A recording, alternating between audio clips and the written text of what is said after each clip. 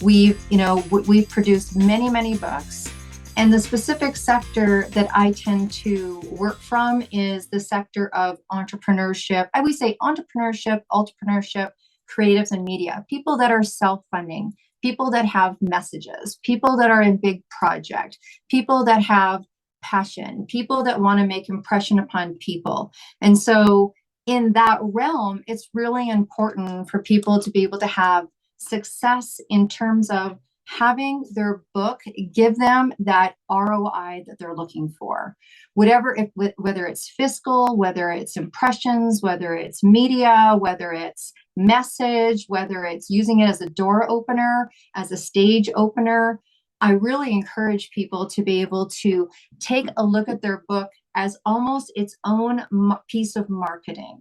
It's like sometimes we look at becoming an author for one specific reason, but if you're looking at it for more success, I just finished teaching a big corporate course yesterday on podcasting, and I get contacted a lot by corporations because I used to do a lot of corporate speaking and holistic health. And they're like, okay, what's this thing with podcasting? Like, how can we do podcasting? Like, how can we? And I said, if you look at each part of your marketing circle as the only marketing circle, if you look at it for a while and break it out that way, that's an incredible way to be able to kind of extrapolate all of the return of investment from that one piece. So we were talking podcasts. I'd like for people to talk about books. When we were talking about how to be a podcast rock star, one of the things that I said is that if you have a book, fantastic. If you don't, get one. Because to be able to get onto podcasts that you want to get on, everyone's like, oh, I get on podcasts, but what podcast do you want to get on? What media do you want to get on? I said, who wants to get on media? There was 3 people right away. I want to be on, Soul Sunday with Oprah. I'm like, okay, let's break it out. How can you do that? What do you need to do? And a lot of, as someone who has a podcast and I have a media company, people that take my class start sending me exactly what I tell them to do. If you have a book, what a great way to introduce yourself to someone who has a podcast that's either difficult to get on or too expensive to get on.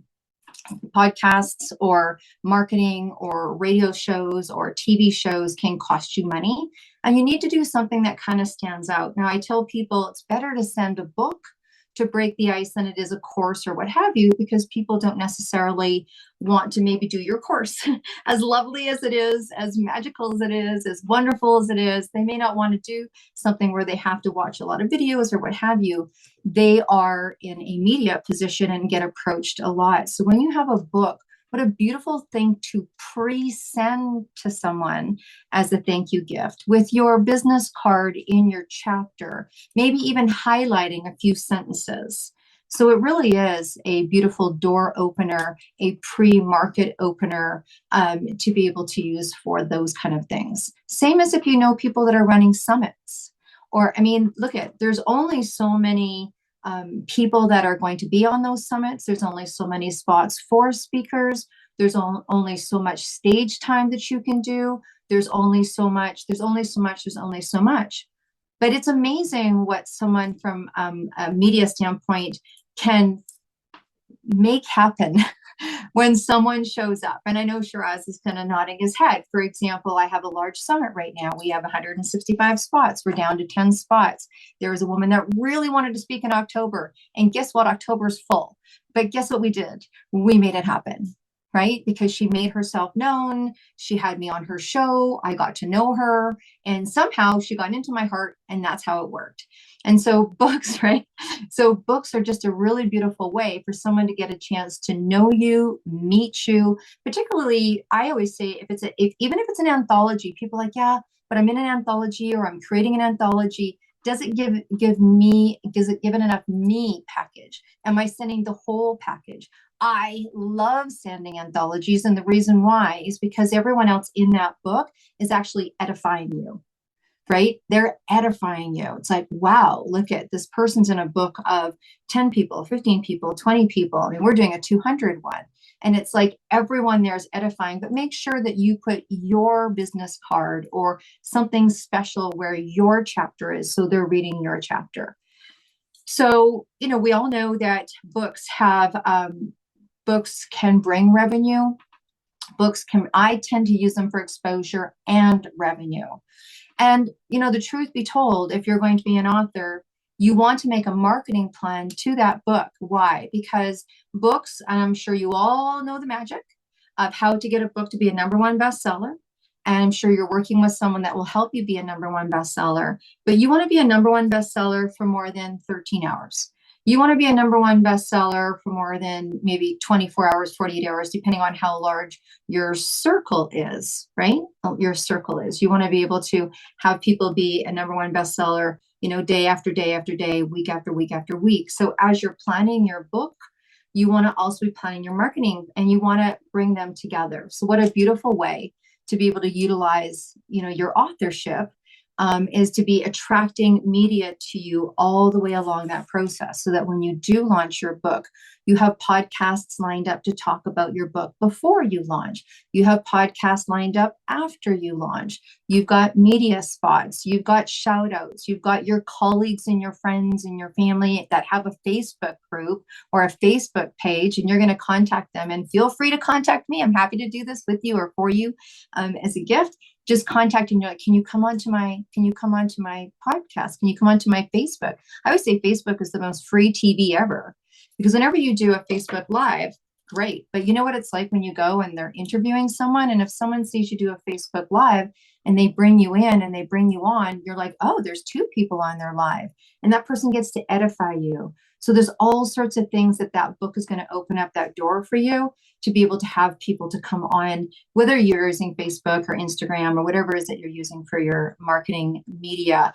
But I absolutely would say that having a book is going to elevate anything else that you're doing, as long as you find that common ground and that alliance. So what is the alliance? Because sometimes you're writing a book about cooking, but you could be a car mechanic. I mean, I'm really going extreme here, right? But how could you tie those two together? What is it about the recipe of this book, which is like putting an engine together? Like, how can you use it? I mean, maybe cooking is just your number one gift. And it's so funny that Mary popped out. I'm just talking about cooking, and Mary is like the most incredible chef ever. That's very quickly manifest. That's what happens when you hang out with straws. You manifest things like that, right? And so you're talking about cooking, but your true business, your big revenue stream is your mechanic. That you're a mechanic. And so tying the verbiage in together allows you to market them together, even if they're not in the same genre. So being able to find something that correlates, you can take your book and you can go on to all sorts of people's shows that really talk about cars, and finding that tie in together to just maximize your media impressions. Maximizing your media impressions. And there's a lot of people, once you say that you're an author, that are absolutely happy to have you on their show. There's something that shows a level of commitment. There's something that shows people that you're serious. That even if people go, well, there's no just in authorship. There's no, I just was part of a book. I just wrote only one chapter. There's no just, because if you've authored or you are authoring, you had to put time aside. You had to go inside. You had to write. You had to dust out some of the closets of the cobwebs, and you had to put your soul to some degree on paper. I mean, it really is true when you talk to people, that the percentage of people that want to be an author versus the amount of people that are authors, very, very different. And I think what happens sometimes, particularly if you're in the world of authorship, or you hang out with a lot of authors, or you're hanging out with people in media or podcasts, you think everyone's an author. You're like, oh, there's so many. Should I do another book? So many? And there's only 1% to 2% of the world that's actually an author. And so you might be seeing a lot of them because you're super cool and groovy, and you're hanging out with super cool, groovy people, and they're doing some cool stuff.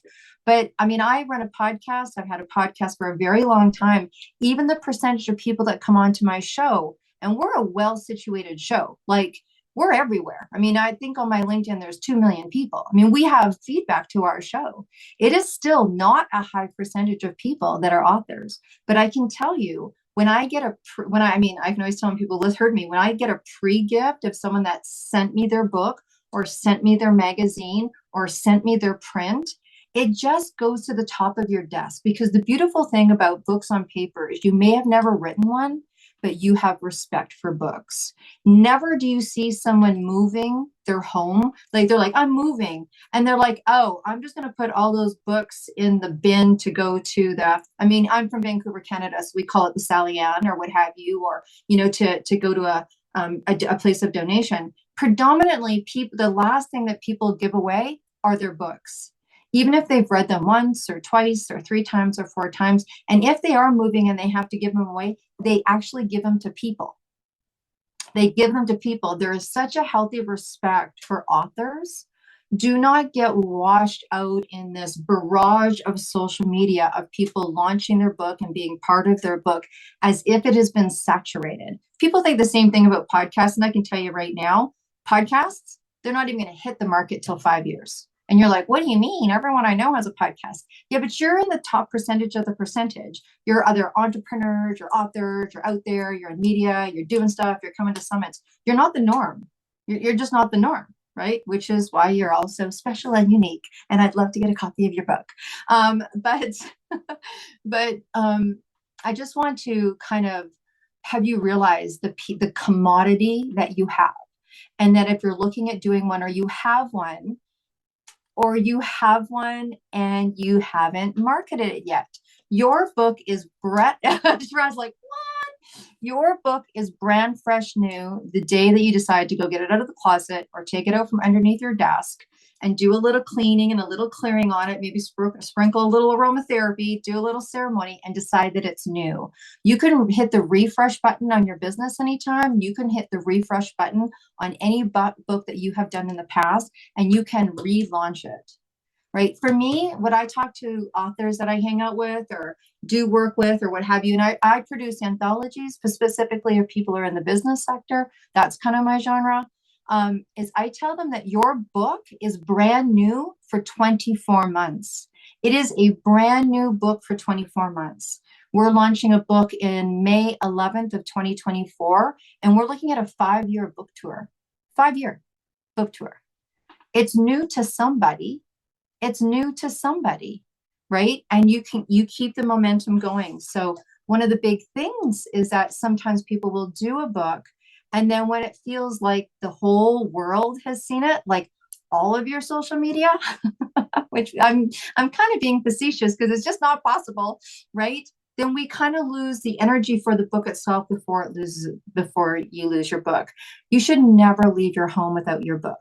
Never. In your bag, in your purse, in your car, in your this, in your that. Every cafe you go to, it should be sitting on that coffee table or that cafe, and you should have a pen ready to sign it, to give it. There was one gentleman, I do business books, and I love telling this story because it's true and it's incredible.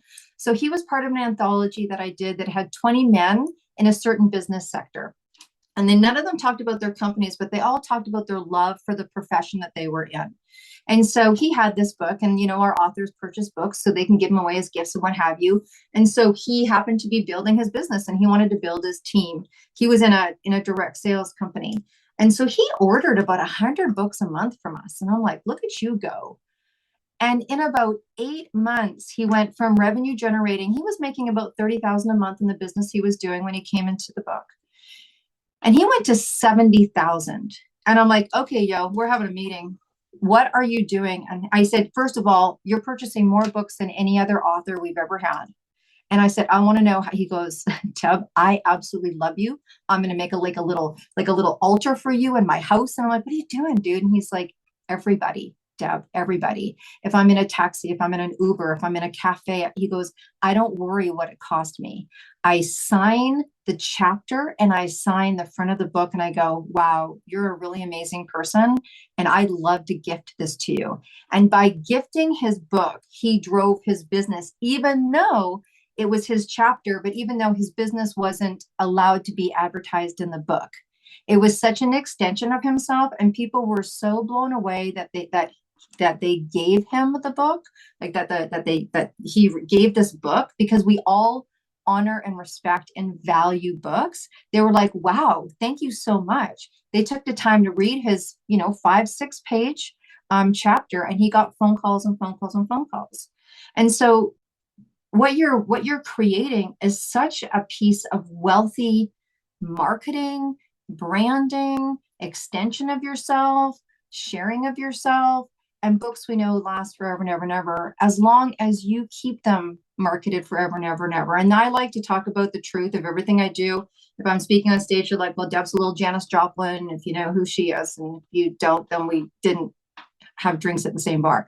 So, right? So this is the truth. Be prepared when you have your book, get as much experience as you can, come on to summits like this, grab the attention, grab the what did you do, and work as you are building your book or writing your book, or now you're going to relaunch your book. Look at all of the ways that you can market before and after. Some people start marketing the book the day that the pen comes up off the paper. That's not when you start marketing your book. You start marketing your book as soon as you get the idea for the book. And you start telling people, I'm writing. Doesn't matter if in a year from now you're still writing. They're like, what are you doing? I'm like, I'm still writing my book. No one's going to go, wow, you told me that 10 and a half months ago. Let's get on that. You're like, it's a good book. You know what I mean? Like someone's like, you're writing your book. That's 2 years now. You're like, oh, it's a good book. You don't need to justify yourself to anybody. You're like, it's good. It's good. You can't wait. If you're lucky, I'll sign you a copy, right? So they're like, I'd love a signed copy. Like, that's going to be another $2,000, right? I mean, no one gets to tell you. So, but the big part that I'll Janis Joplin you on the truth is when you launch your book, you have to keep the marketing up. The royalty checks are not going to just start, there's a formula. I'm sure you're working with somebody. And if not, I suggest that you do, to keep your book up in the ranks of what you want your book to do. But even I tell the same thing to people that come to us for podcasts. People pay $400 to come podcast because our podcast is a marketing show as well as a podcast. That's cool. And then they come on and I'm like, even though you're paying, which you are probably paying too, either with time or money, to get this book produced, it's still upon you. It's not Amazon's job to make you a rock star. It's not Indigo's job to make you a rock star. It's not your book coach's job to make you a rock star. It's your book coach's job to do what they said that you're supposed to do and you're paying them for, straight up. But it's your job to keep your book alive. Keep it alive for you.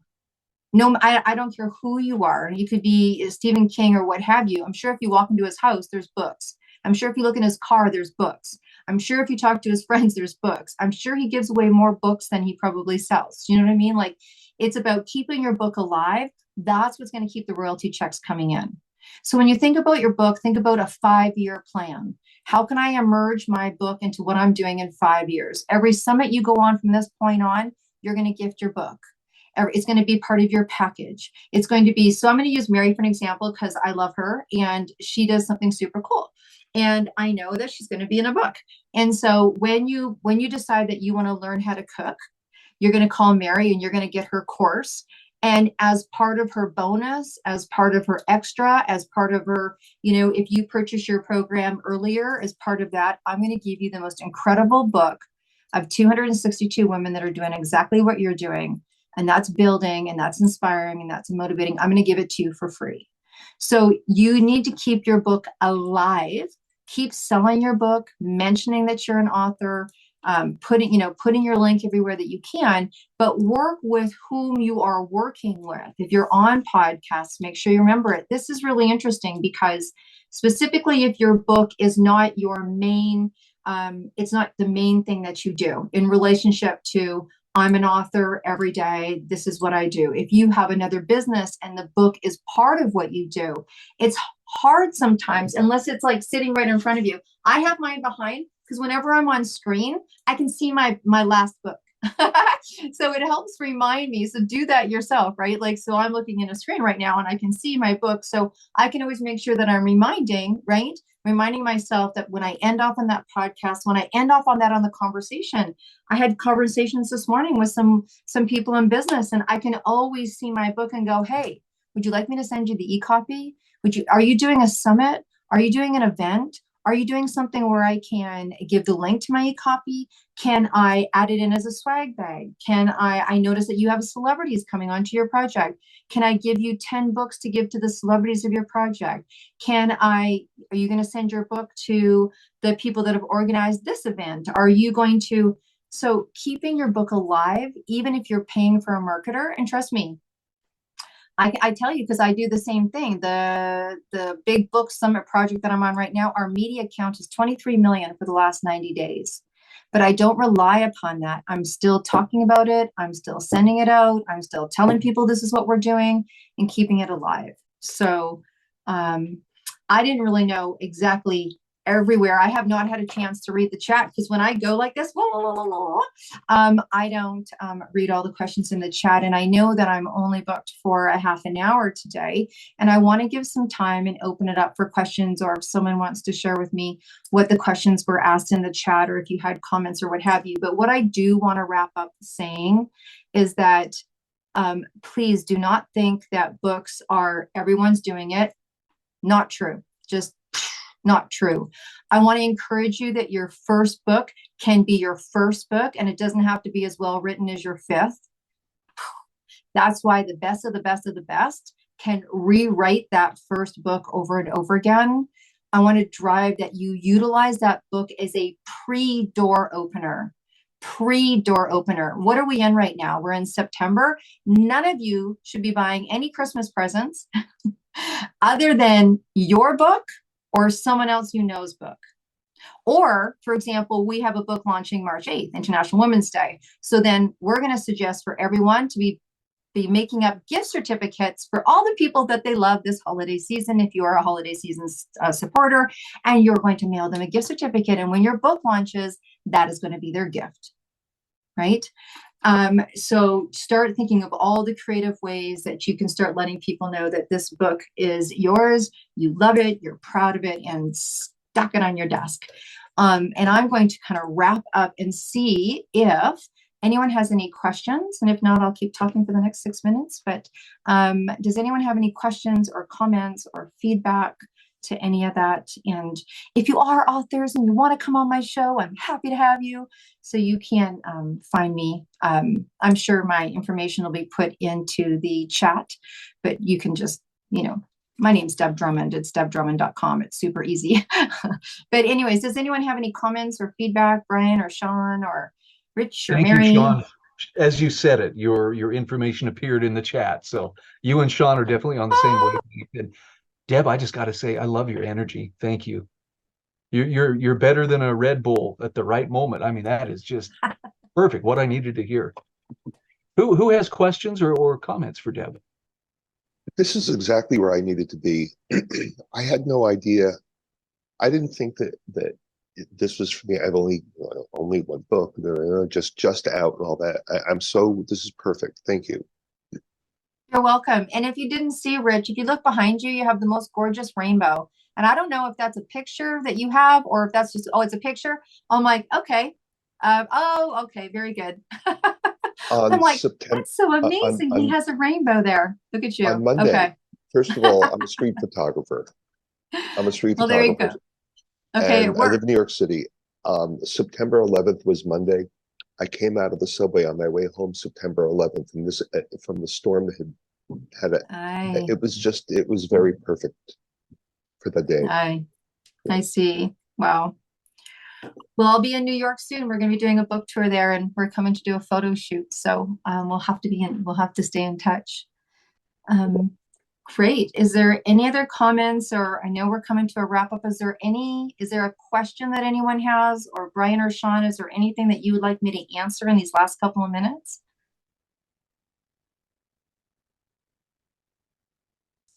I was just going to yield to Sean if he had anything to say. Yeah, thank you. Okay.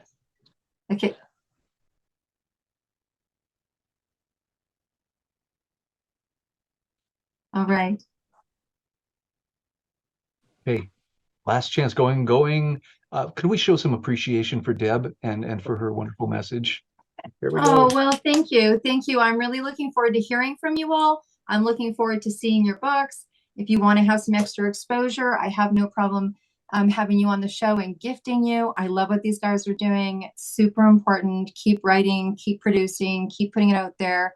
Be a proud author, no matter what it is you're doing, 1 chapter or 10 chapters. And I will say to you, because I hear this a lot, well, I've already done one of those. I've already done a book. You want to write as many books as you have within you, even if the books are different, because when you go to put your name, like if you put Deb Drummond into Google, you're going to see all sorts of information. It's really impressive. You can say to people, oh, just go check me out on Google. And they're going to see, because you're going to have had hashtags and write-ups and this and that, and people will interview. But also when you go put your books, people see, wow, she's done 2, 3, or 4 books. I'm very big on media badges. I'm very big on having you have the credentials and using those media badges as much as you can for credentials, because it's important and it will help. You know, I'm a top performance trainer. It'll just take you to the cream. It'll just take you to the top. Yeah. All right. I'm sorry, what's a media badge? A media badge is, so there's a lot of media badges, but for example, Mary's in a book, and I know that because I know Mary. So Mary's in a book, and that book is doing a summit, and that summit is being seen on NBC, CBS, ABC. That summit is being seen on Apple TV, Amazon TV, Roku TV. So when she has her page on her website, and if you do not have a media page on your website, get one.